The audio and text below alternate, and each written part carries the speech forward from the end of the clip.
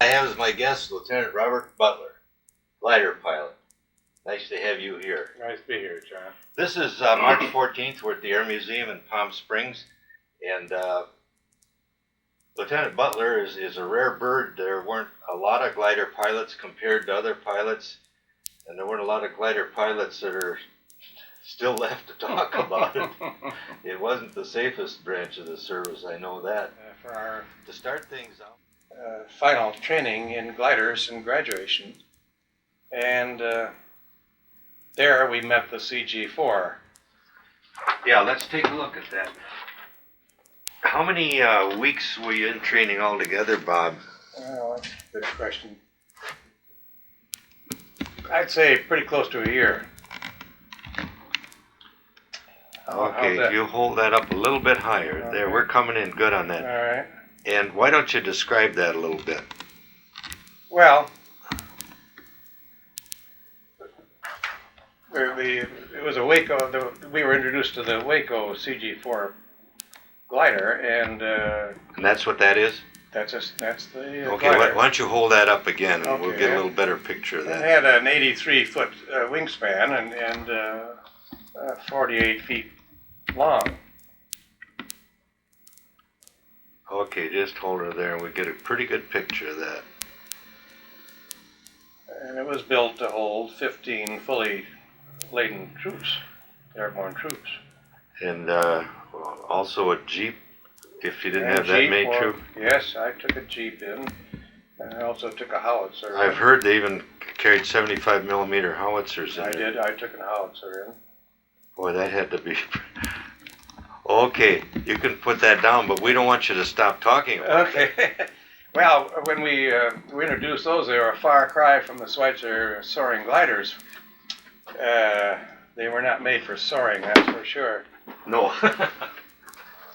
And we were sent from airbase to airbase. We were in air bases in Maxton, North Carolina, where I became an instructor for nighttime glider flying. This was after many, many months of training in various bases. They didn't quite know what to do with us at that point. They sent us to Fort Benning for a while to take up paratroop training. Yeah. And we learned to shoot every kind of gun imaginable and act like a paratrooper. Well, you were part of the crew, were you not? Well, yes. Yes and no. I'll go into that. All right. And while at Fort Benning, I was tossed by one of the big monsters about 10 feet and ripped my back out. I was a month or so getting well on that, but kept flying. But we went to many bases in the United States flying the Waco gliders, and until I became an instructor in Maxton, North Carolina. When and where did you get your commission? Oh God, I don't know. Pardon me. We graduated as flight officers in Victorville, all of us, and because they didn't know quite what we were. Was that the same as a warrant officer? Yeah, but we got flight pay and got lieutenant's pay, but it was a new issue, I guess, whatever you want to call it. And that was always a problem. They never knew who we were.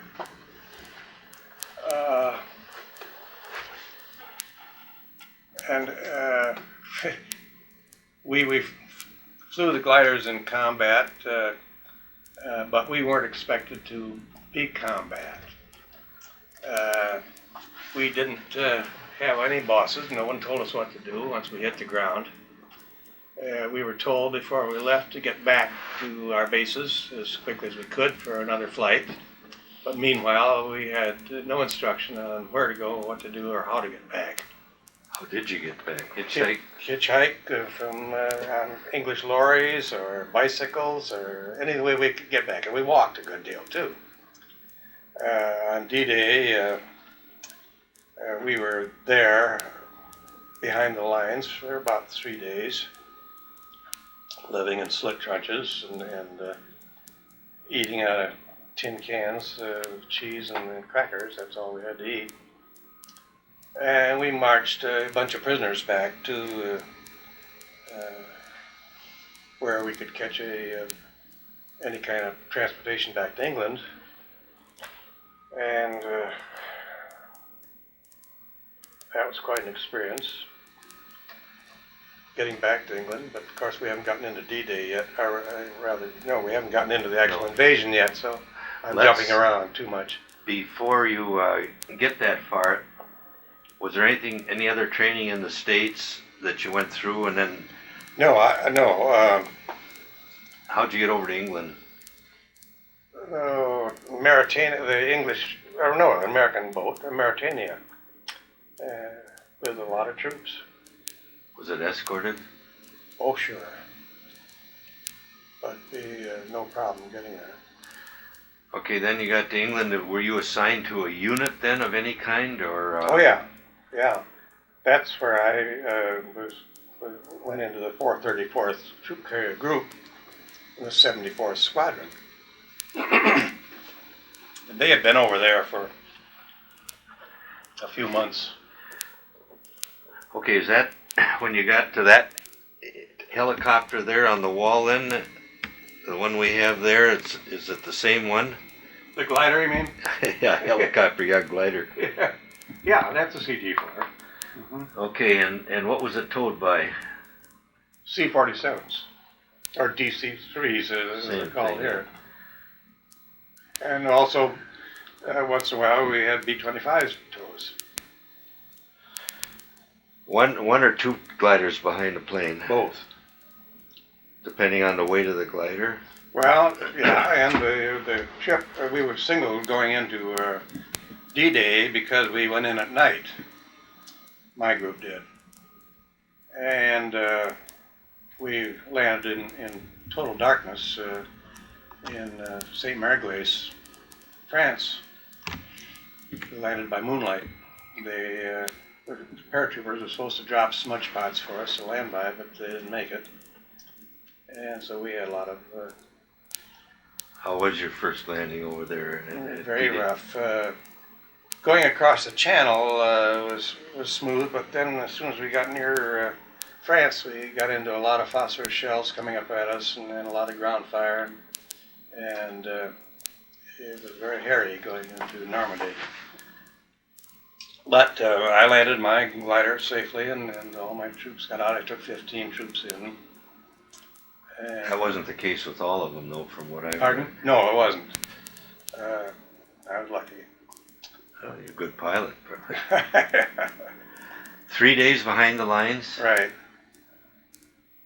And all we had to eat was our tin cans full. Do you want to tell any more about that? You must have been in some kind well, again, I didn't get into any combat, and I did not have to kill anybody. And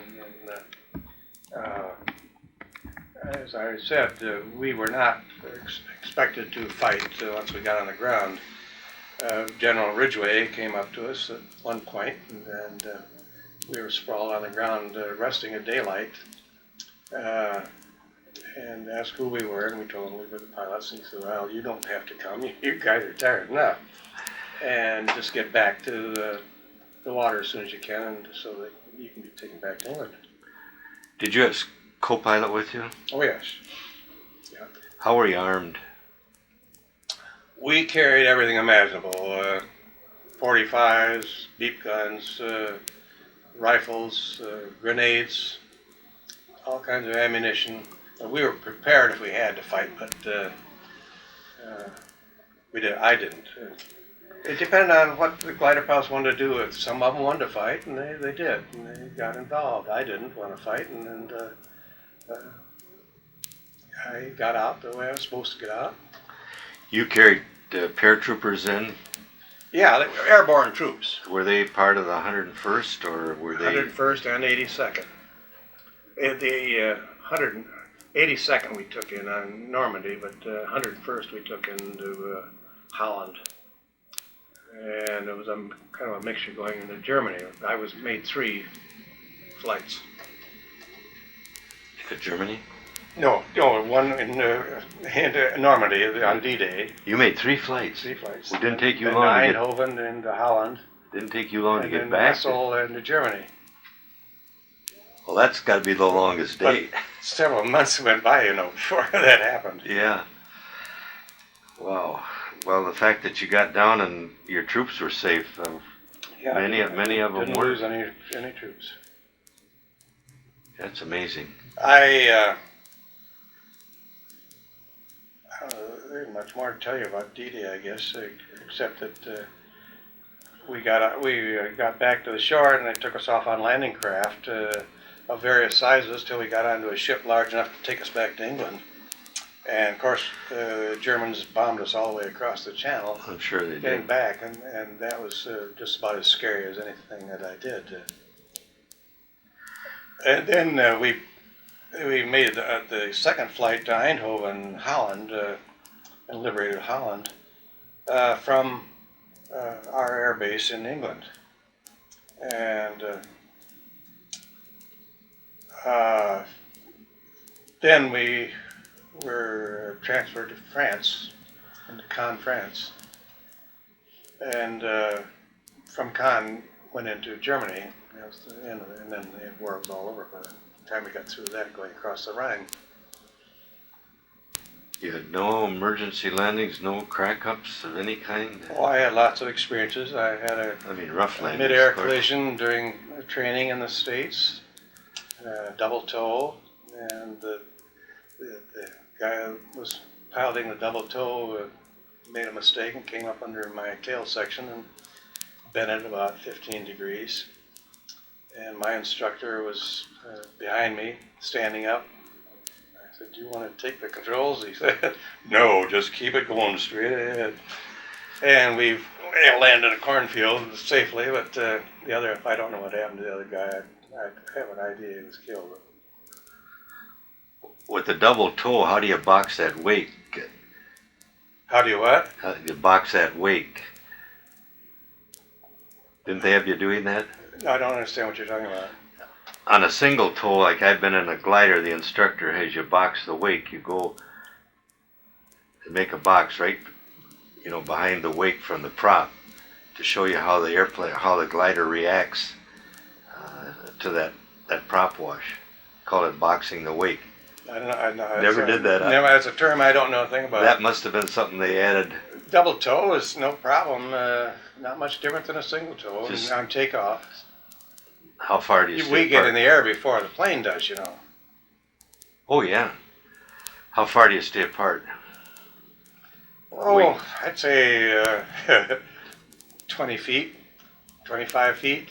But depending, going into Holland, we had fog all the way over on double toe, and it was terrible. A lot of them dumped off into the channel, and it was really very, very difficult keeping apart, but we did.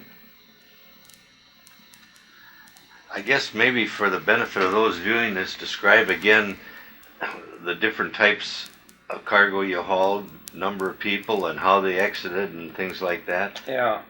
Well, as you can see, that's the way you get a Jeep out, and I did take a Jeep into Holland. I took 15 troops in on D-Day, and I took a howitzer into Germany across the Rhine. And of course, they have to lift the nose for each one of those things. Well, where are your controls then? In the nose? Yes. When it's lifted up? Right. That's interesting. People just don't realize that they can carry, 3,000, 4,000 pounds? Well, yeah, where's my... The weight of the glider is 7,500 pounds. And Yeah, I don't know exactly how many pounds we could take. Well, the Jeep must have weighed 2,000 pounds. I would think so, yeah. And then you took men beside that. Yeah, I know. Now the English, I trained, well, in England before D-Day in the English Horsa glider, which was an enormous glider. And I don't think I brought any pictures of that. On the books I brought you. Yeah, there's one in here, but it's not a very good picture. That was a very, very large glider made out of wood and fabric, mostly wood. And it would carry 35 troops. It had a tricycle landing gear and hydraulic flaps. They had big air tanks that were pumped up before we took off. And I trained in those things for months, thinking I was going to go in the daytime. They couldn't go in at night. And then the plans were switched, and I went back to a CG4 and went in at night on D-Day.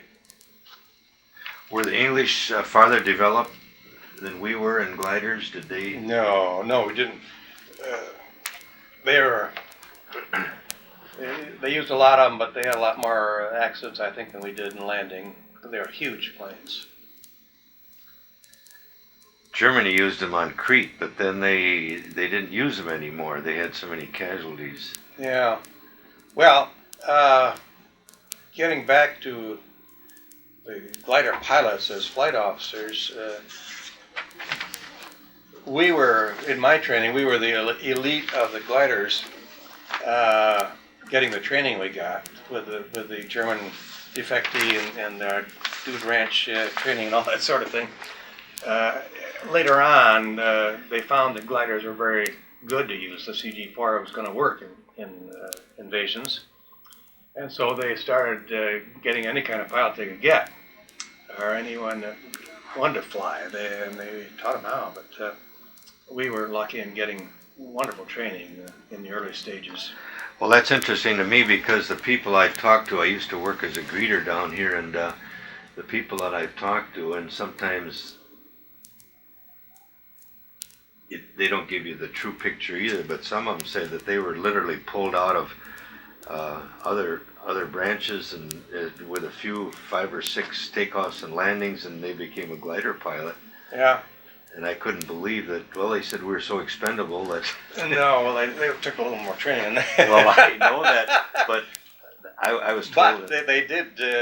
Gliders were a big part of the war, and very successful. And not only in the European theater too, but in the Burma-India theater. That's right. Now So they became a very important part. So they started taking any kind of pilot. The pilots have flunked out, or anyone that would volunteer for it. But they were all volunteers? I'm not sure of that. We were in the original part. You didn't have any situations where they picked you up and towed the glider back? No, I never did that. A lot of guys did, but they did that in the Burma-India theater. They would bring casualties back. Not very much in France or Holland or Germany. I don't think there are many flighters that could be flown out, really. I know they weren't able to fly mine out. I wiped my landing gear out pretty good each one. Well, they were kind of an expendable piece of equipment. Oh, sure. Anyway. Yeah, I think they cost $15,000. Yeah. Yeah, they rigged up a couple of posts with a line across it, and then they hooked that and pulled them out. But what I read, they would carry casualties back out to the field hospitals. Yeah. That way. Yeah, I guess quite a bit of that was done. Got out in 45, right after the war was over then, apparently, huh? When we, believe it or not, though, I came back to the States in another ship. I've forgotten which one. And I guess we've skipped over a lot of stuff. Well, let's not do that. Let's go back. All right, backing way out. Yeah. During my training at Victorville, while I was in school there, I met my future wife in Los Angeles. Going to ask you about that. Right. And fell madly in love with her. And then I got transferred to Kansas City and in ferrying the gliders from Kansas City to Lubbock, Texas, and carrying on a romance with my newly found girlfriend, and asked her to marry me and send her flowers and so on and so forth from Kansas City. So That was an expensive courtship. yes, it was. So during this time in Kansas City, I got a short leave, and we decided to get married. And she was going to meet me I was being transferred to Mississippi, and and we were going to be married, and she was going to come back and fly back and get on a train, or however she could get back, and we were going to get married in Jackson, Mississippi, before my leave ran out. And she didn't make it because she got bumped all the way across off the plains. It was a tough time for anyone to travel, and she finally got by train into Mississippi, or rather, in New Orleans. That's where I met her. And my leave was running out, so we got married hurriedly by a judge in New Orleans. Did you? Yeah. And she was with me for a good deal of my switching from base to base, and played bridge and a good deal, and had a wonderful time. Then we were in Laurinburg, Maxton, and I got word that I was going to be overseas. And she spent the rest of the war with my family in Battle Creek.